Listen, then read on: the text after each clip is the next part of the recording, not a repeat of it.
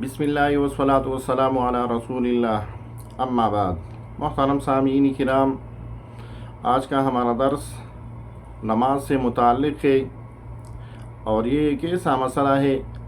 جس میں آج کل کے نوجوان حضرات بہت زیادہ ملوث پائے جا رہے ہیں،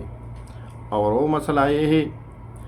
کہ آج کل اکثر لوگ صرف اور صرف فرض پر اکتفا کرتے ہیں اور صرف فرض پڑھتے ہیں، خواہ امام کی پیچھے ہو یا اکیلا ہو، فرض پڑھتے ہیں اور سنتوں کا بالکل اہتمام نہیں کرتے۔ یاد رکھیے، سنتوں کو پڑھنا رسول اللہ صلی اللہ علیہ وسلم کا معمول تھا، اور رسول اللہ صلی اللہ علیہ وسلم اس کے بارے میں تاکید فرماتے تھے، اور کئی مقام پر مختلف سنتوں کی بھی تاکید فرمائی، جیسا کہ نماز فجر سے پہلے جو 2 رکعت ہے اس کے بارے میں اکثر فرمایا کرتے تھے، رکعتي الفجر خیر من الدنیا وما فیہا، کہ نماز فجر سے پہلے جو 2 رکعت سنت ہے یہ دنیا وما فیہا سے بہتر ہے۔ ایک اور روایت میں ہے، امام مسلم رحمہ اللہ نے روایت نقل کی ہے، اس روایت میں ام حبیبہ رضی اللہ تعالی عنہ فرماتی ہے کہ رسول اللہ صلی اللہ علیہ وسلم نے فرمایا کہ جو بندہ دن اور رات میں 12 رکعتیں سنتیں ادا کرتے ہیں تو اس کے بدلے وہ جنت میں اپنے لیے ایک گھر تیار کر دیتے ہیں۔ 12 رکعتیں سنتیں کون سی ہے؟ نماز فجر سے پہلے 2 رکعت، نماز ظہر سے پہلے 4 اور بعد میں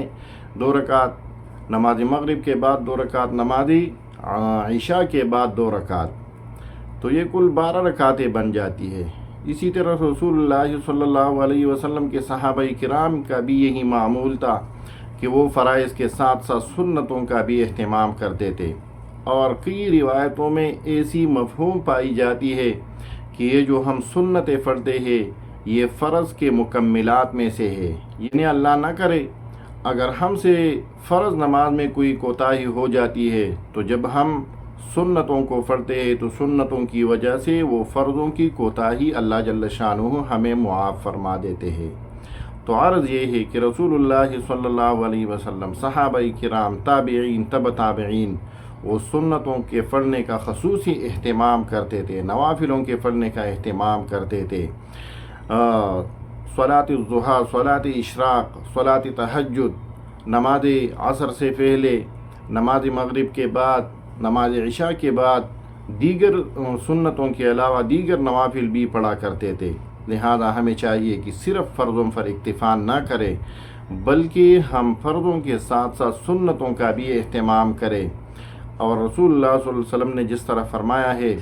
کہ اس کے بدلے آپ کے لیے جنت میں ایک گھر تیار کی جاتی ہے، تو کتنی خوش قسمتی ہوگی۔ ہمارے کتنے گناہ ہیں، کتنی گناہ ہم ڈیلی بنیادوں پر کرتے ہیں،